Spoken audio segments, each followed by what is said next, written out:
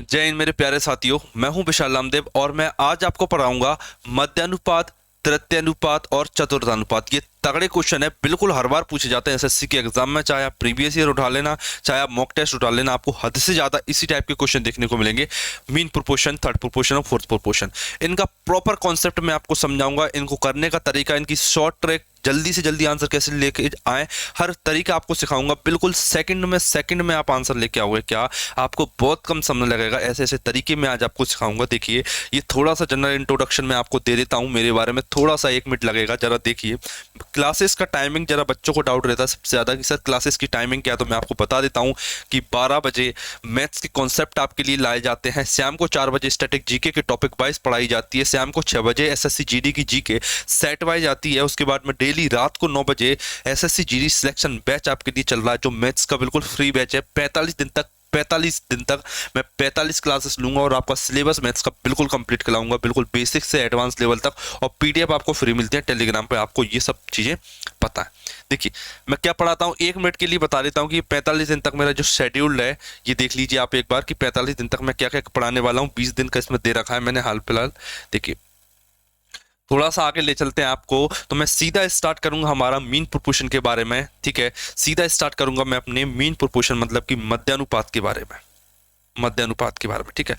मध्यानुपात को बताने से पहले मैं चाहूंगा कि आपको एक बार रेशो का जनरल इंट्रोडक्शन दी जाए कि रेशो और ये अनुपात की बात करते हैं हम, समानुपात की। ये प्रोपोर्शन वर्ड होता है, ये आता कैसे है और इस चीज का मतलब क्या होता है एक्चुअल में, मैं वो बताना चाहूंगा आपको। पहले ध्यान से समझना। क्या रेशो का सबसे पहले सिंपल सा मतलब वो रहता है, दो ऐसी वैल्यू जिसमें कोई वैल्यू कुछ भी कॉमन ना हो। ठीक है, ये इसका मतलब होता है। ठीक है, जब ये वाला साइन लग जाता है तब ये प्रोपोर्शन में आ जाता है। इसका मतलब ये होता है ए का जो संबंध बी से है वो सेम संबंध सी का डी से है। वो सेम संबंध सी का डी से होता है। ये इस बात का मतलब होता है कि ए का जो संबंध बी से है वो सेम संबंध सी का डी से है। ठीक है, अगर मैं इसे एक तरीके से और लिखूं तो मैं ये से ऐसे भी लिख सकता हूं। क्या लिख सकता हूं कि a upon b equal c upon d होता है। मैं इस बात को इस तरीके से भी लिख सकता हूं कि आपको बिल्कुल क्लियर है, बिल्कुल क्लियर। ए अपॉन में बी इक्वल सी अपॉन में डी, इसका मतलब केवल ये होता है। ठीक है, अब देखिए ये तो केवल इसको रिप्रेजेंट करने का तरीका है। देखिए इसमें ये फर्स्ट वैल्यू, ये सेकंड वैल्यू, ये थर्ड वैल्यू और ये फोर्थ वैल्यू। अब आपको याद हो गया क्या ये सेकंड, ये थर्ड और ये फोर्थ, इतना आप बता सकते हो। ठीक है, ये वाला रिप्रेजेंटेशन और ये वाला रिप्रेजेंटेशन दोनों सेम है। ये रेशो की फॉर्मेट में, ये इक्वल की फॉर्मेट्स में, ये दोनों सेम बात है, कोई दिक्कत नहीं है। लेकिन इससे जो रिजल्ट आता ना वो मैं आपको बताना चाहूंगा। क्या देखिए समझना, चाहे तो आप इसे देख लो एडी गुणा बीसी। क्या आएगा एडी गुणा बीसी, एडी इक्वल में बीसी ये आएगा। तो आपको ये पहली चीज ये वाली बात पता होना चाहिए, क्या एडी इक्वल बीसी होता है। सर बिल्कुल होता है, अगर आप इसे देखोगे तब ये देख सकते हो, या फिर जब आप इसे देखो ना तो आप ये कह सकते हो सर मीन ऑफ एक्सट्रीम और क्या प्रोडक्ट ऑफ एक्सट्रीम और प्रोडक्ट ऑफ मीन्स, मतलब कि बगल वालों का गुणनफल बराबर दूर वालों का गुणनफल, मतलब कि एडी। तो भी आप सेम बात लिख सकते हो। ठीक है, इसे देखकर मैं इसे लिख सकता हूं, इसे देख के मैं ये लिख सकता हूं, दोनों का सेम मतलब है, दोनों चीजों का सेम मतलब है। अगर आप इस एक लाइन को समझ गए ना तो आप मीन, मध्यानुपात, तृतीय अनुपात और चतुर्थपात सब कुछ सीख जाओगे। बस ये दोनों चीजें खेल सीखने का खेल होता है बस। ठीक है, एक बार मैंने बता रखा है, एक बार देख लीजिए आप। क्या ए बी सी डी, इन दोनों का ए रेशो बी इक्वल होता है सी रेशो डी के। ठीक है, तो बी सी इन्हें बोलता है मीन्स और अगल बगल वालों को बोलते हैं एक्सट्रीम्स। ठीक है, क्वेश्चन आ सकता है कि ये क्या होता है, इन्हें बोलते हैं एक्सट्रीम, बीच वालों को बोलते हैं मीन, हमेशा याद रखना। ठीक है, और ए इंटू डी होता है और बी इंटू सी होता है, क्रॉस मल्टीप्लाई करते हैं तब जाके मेरा आंसर निकल के आता है A D into B C, A D equal B C. Clear? ठीक है, आपको इतना समझ में आ गया। अब मैं मेन चीज है जो मेरी मीन प्रोपोर्शन, उसकी तरफ ले चलता हूं आपको। क्या मीन प्रोपोर्शन क्या होता है, जरा ध्यान से समझना। अगर आपसे कभी भी पूछ लिया जाए, क्या पूछ लिया जाए आपसे कि ए एवं बी का मध्यानुपात क्या है, देखिए आपसे पूछा गया क्या ए कॉमा बी का मध्यानुपात क्या है, आपसे इन दो चीजों का बीच में एक ऐसी संख्या पूछी गई जो इनके बीच में आती है। देखिए इनके बीच में कैसे आएगी कोई संख्या, मैंने बोला सर इनके बीच में संख्या ऐसे आएगी कि ए का जो संबंध बी से है वो सेम संबंध बी का किसी और से होना चाहिए, बी का किसी और से होना चाहिए। ये इस बात का मतलब होता है मीन प्रोपोर्शन में। एक सेकेंड, यहां सी लिखना था मुझे, ए बी। ठीक है, ऐसा करता हूं यहां पे, एक मिनट रुकिए, इस बात को दोबारा से लिख देता हूं मैंने। ए का संबंध सी से मीन प्रोपोर्शन और सी का संबंध बी से। ठीक है, ठीक है, इन दोनों के बीच में एक कौन सी संख्या आ गई, सी आ गई। ठीक है। इन दोनों के बीच में एक संख्या मैंने लिख दी सी। ए और बी का मीन प्रोपोर्शन पूछा, मतलब ऐसी संख्या जो इनके ठीक बीच में आती हो, ठीक है। बीच में कौन आता है? सी। तो सी को कैसे रिप्रेजेंट करेंगे? गौर से देखना कि मैं क्रॉस मल्टीप्लाई करता हूं। क्या क्रॉस मल्टीप्लाई करता हूं? कैसे करता हूं? ए इंटू बी इंटू सी स्क्वायर, मतलब कि सी स्क्वायर इक्वल ए बी होता है, सी स्क्वायर इक्वल ए बी होता है। सर बिल्कुल होता है, कोई दिक्कत वाली बात नहीं है। ए एवं बी का, ठीक है। ये वाली लाइन मत देखिए आप, ये वाली जो लाइन लिखी ना इसे मत देखो, केवल आप इसे देखो। सी स्क्वायर क्या हो गया? सी स्क्वायर इक्वल ए बी आ गया, मतलब कि सी इक्वल अंडर रूट में ए बी, ठीक है। मतलब कि एक सिंपल सी बात मैं आपको बताना चाहूंगा कि कभी भी दो संख्याओं का मीन प्रोपोर्शन पूछा जाए तो दोनों का गुणा कीजिए और अंडर रूट ले लीजिए। क्या करोगे? दोनों का गुणा कीजिए और अंडर रूट ले लीजिए। इसके अलावा कुछ चीजें आपको याद नहीं रखना है। क्या? दोनों का मल्टीप्लाई कीजिए और अंडर रूट ले लीजिए।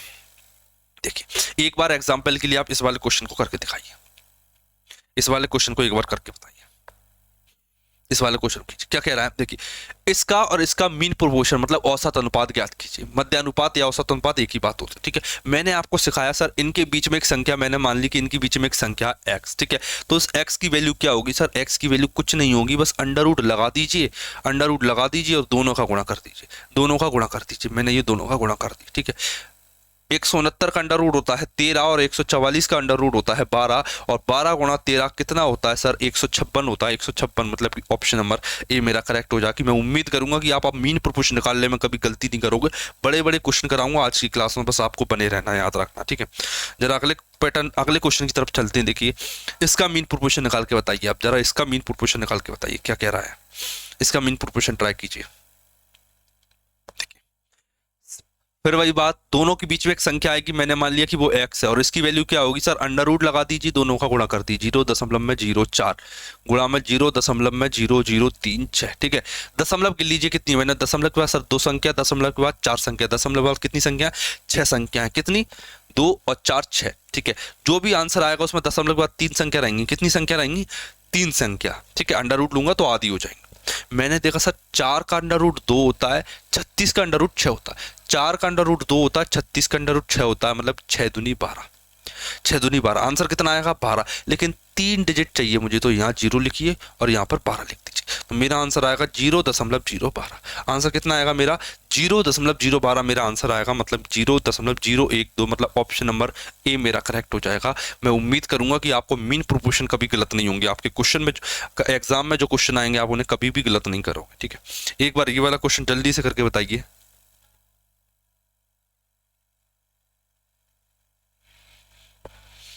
एक बार ट्राई कीजिए इस क्वेश्चन को।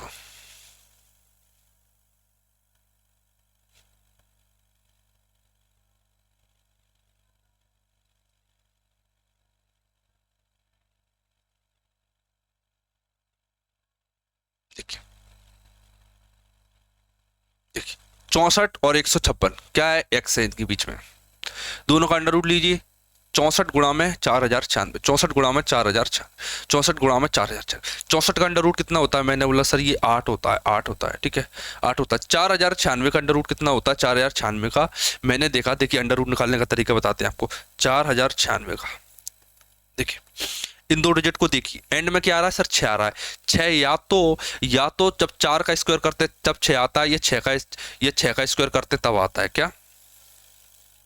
या तो एंड में 4 रहा होगा या एंड में 6 रहा होगा। सर बिल्कुल रहा होगा, कोई दिक्कत, बिल्कुल दिक्कत नहीं। या तो एंड में 4 रहा होगा, 4 चौक 16, एंड में 6, छकनक 36, एंड में 6। या तो एंड में 4 आया होगा, एंड में 6 होगा। सर बिल्कुल ठीक है। सर ये फर्स्ट वाला डिजिट क्या है? मैंने बोला कि ये क्या 40 है, ये क्या 40, 40, ठीक है। 40 किस स्क्वायर के बीच में आता है? मैंने बोला सर छकनक 36 और 7 36 और 49 के बीच में आता है, मतलब कि जो है वो 6 रहेगा। क्या रहेगा? 6।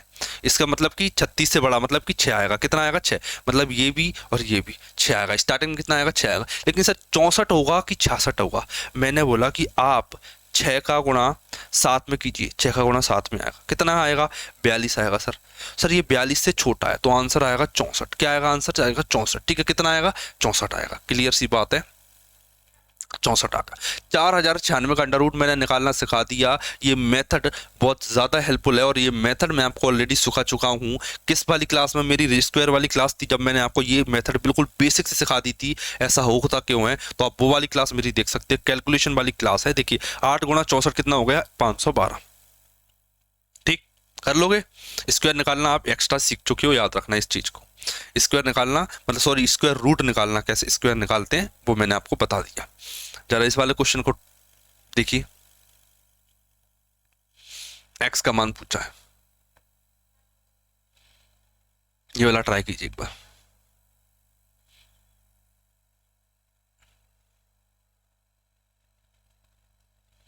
कीजिए इसे, देखिए क्या करोगे। एक्स की वैल्यू क्या आएगी? मध्यानुपात है, एक्स का बीच मध्यानुपात, इन दोनों का अंडर रूट लगाइए और इन दोनों का गुणा कर दीजिए। 12.8 गुणा 64.8। ठीक है, दशमलव के बाद एक अंक, दशमलव के बाद दो अंक, मतलब दशमलव के बाद कितने अंक आएंगे एक्चुअल में बताइए? दशमलव के बाद एक अंक, दशमलव के बाद एक अंक, मतलब दशमलव के बाद टोटल कितने अंक है? दो। तो यहाँ पर दशमलव के बाद केवल एक अंक आएगा। क्लियर? ठीक है सर, ये 128 है और ये 648 है। मैं ये करता हूँ कि इसमें से दो निकालता हूँ और इसको दो दे देता हूँ।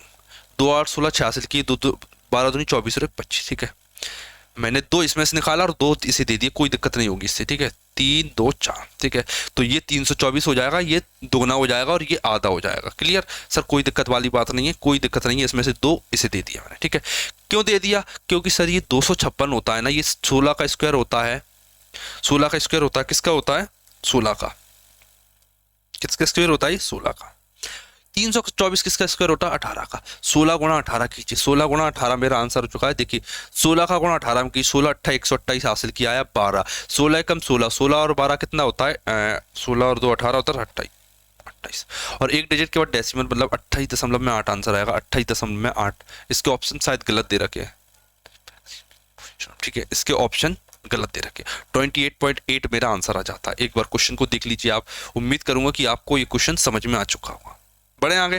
ठीक है, अगले क्वेश्चन की तरफ बढ़ते हैं। अब देखिए, अब आप एक नई चीज सिखाई जाएगी आपको, क्या? वो होती है थर्ड प्रोपोर्शनल। देखिए इतना तगड़ा सिखा दूंगा आपको थर्ड प्रोपोर्शनल। आज के बाद अभी आप कभी क्वेश्चन गलत नहीं करोगे। क्या आज के बाद अब क्वेश्चन गलत नहीं करोगे? बड़े ध्यान से समझना थर्ड प्रोपोर्शन क्या होता है। थर्ड प्रोपोर्शनल मतलब तृतीय अनुपात क्या होता है? बड़े ध्यान से समझना, देखना सिंपल सी बात है। मैंने बोला क्या, दो संख्या दे देगा, दो संख्या दे देगा आपको ए और बी, और पूछेगा इसका तृतीय अनुपात क्या है। मैंने मान लिया इसका तृतीय अनुपात सी। सीधी सी बात है, वो कहना चाह रहा है कि ए का जो अनुपात बी से है वो सेम अनुपात बी का सी से होगा। वो सॉरी, बी का सी से ही होगा। ठीक है, ये उसने मुझे पूछा है। ठीक है, क्या पूछा? तृतीय अनुपात। तृतीय अनुपात कैसे आया? देखिए ये तृतीय अनुपात आ गया। कैसे आ गया? देखिए पहली वैल्यू, दूसरी वैल्यू, ये तीसरी वैल्यू, तो ये तृतीय अनुपात है। इसका क्या है? इसका तृतीय अनुपात। सर बिल्कुल कोई दिक्कत वाली बात नहीं है, और इसे सॉल्व करना मैंने आपको सिखाई दिया कि ए इक्वल बी अपॉन में ए अपॉन में बी इक्वल बी अपॉन में सी। क्रॉस मल्टीप्लाई कीजिए तो आंसर आएगा बी स्क्वायर इक्वल ए सी। ठीक है, ठीक है सर, कोई दिक्कत वाली बात नहीं है। लेकिन सी की वैल्यू क्या आएगी बताइए? सी की वैल्यू क्या आएगी? मैंने बोला सर सी होता है बी स्क्वायर अपॉन में ए, बी स्क्वायर ए, बी स्क्वायर अपॉन में ए। मतलब सर इसका मतलब क्या? इसका मतलब देखिए, इस फॉर्मूले को याद मत करो। क्या मैं बोलूंगा? इस फॉर्मूले को याद मत करो, इसका तरीका याद करो। सर तरीका क्या होता है? देखिए सिंपल सी बात, बाद वाले का स्क्वायर अपॉन में पहला वाला। क्या मैं बोल के बता रहा हूँ? उस लाइन को रटिए। क्या? बाद वाले का स्क्वायर अपॉन में पहला वाला।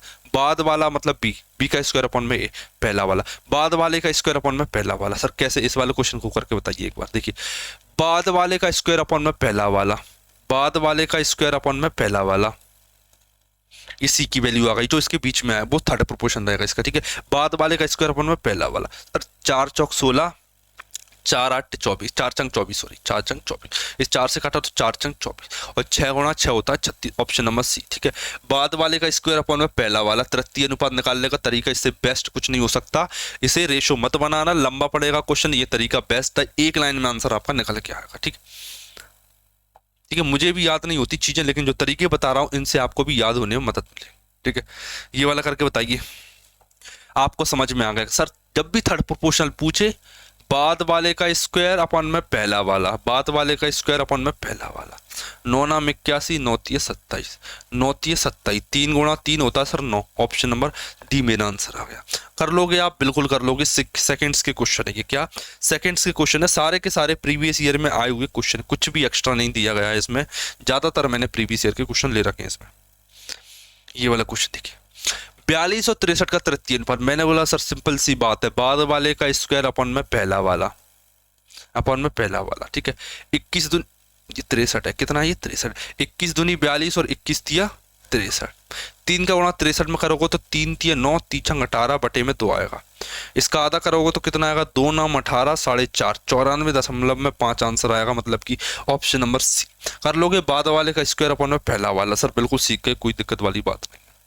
इसका करके बताइए, तृतीय अनुपात ज्ञात कीजिए इसका। मैंने बोला सर बाद वाले का स्क्वायर अपन में पहला वाला, बाद वाले का स्क्वायर, बाद वाले का स्क्वायर अपन में पहला वाला। कोई दिक्कत सर, बिल्कुल कोई दिक्कत। इस ए से इस ए को काट दीजिए, क्या बचा सर, बी की घात 8 16a, बी की घात 8 16a, एक सेकेंड होगी, 16a, ए स्क्वायर ए, इसमें तो सारे में ए दे रखा है, बी की घात 8, एक सेकेंड रुकना, बाद वाले का स्क्वायर सही किया है, 4 और 4, बी की घात 8 सब में है, 16 किसमें दे रखा है, इसमें, और इसमें 16 है, ए से ए कट जाएगा, सॉरी एक सेकेंड, ये गलती हो चुकी है, क्या गलती हो चुकी है, 1 मिनट रुकना।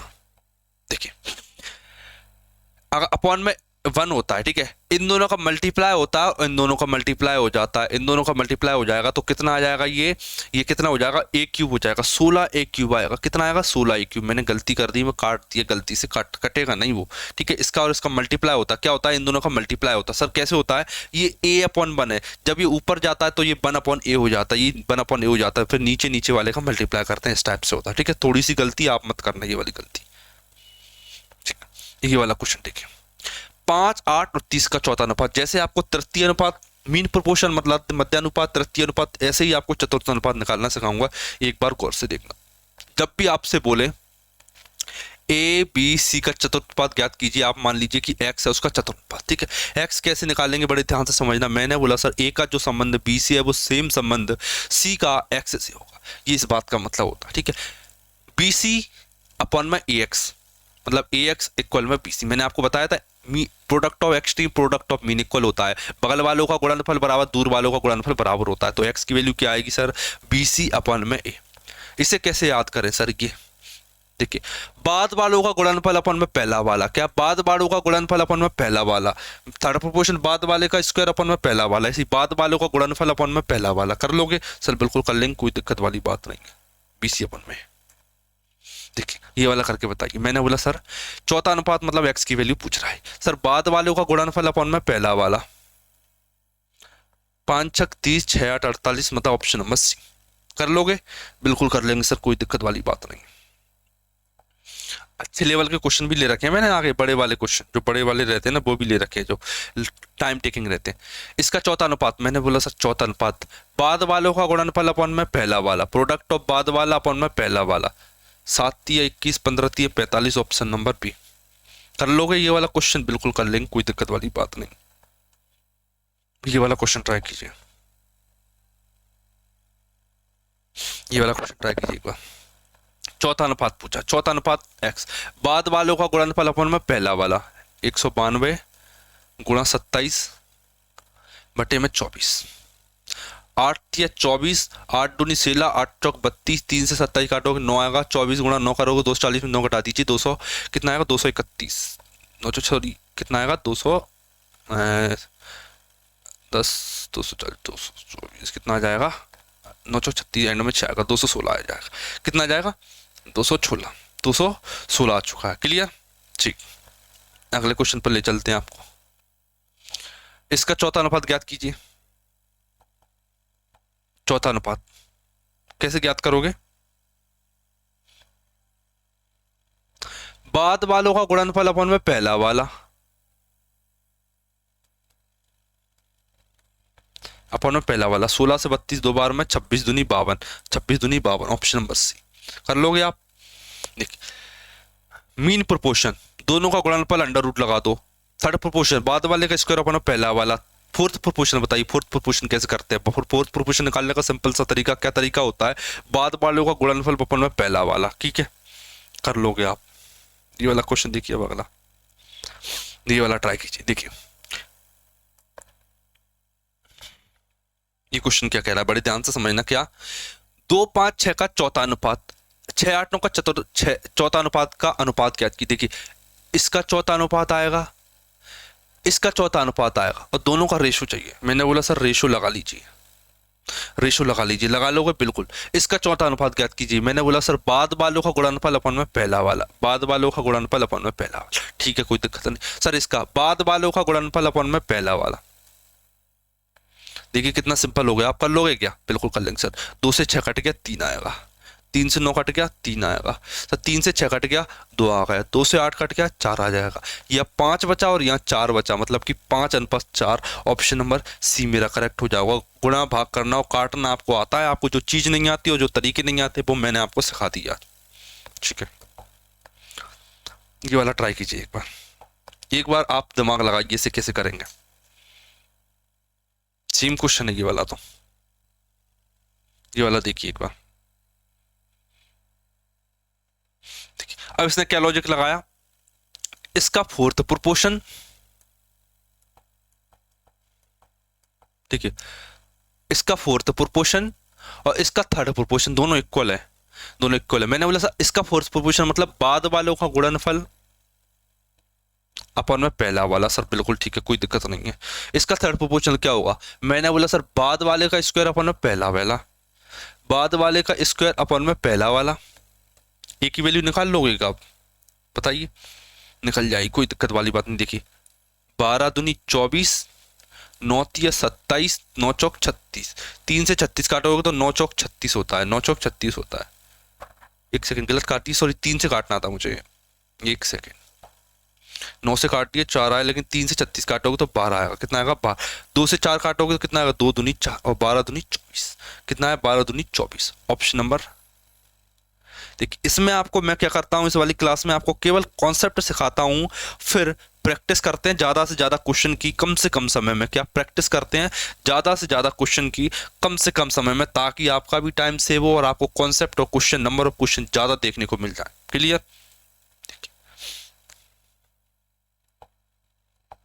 ठीक है, क्वेश्चन यहीं तक थे। ठीक है, ये लास्ट का क्वेश्चन था जो मैंने आपको करवाया। अगर आपको ये वीडियो अच्छी लगी हो तो वीडियो को लाइक कर देना, चैनल को सब्सक्राइब कर देना।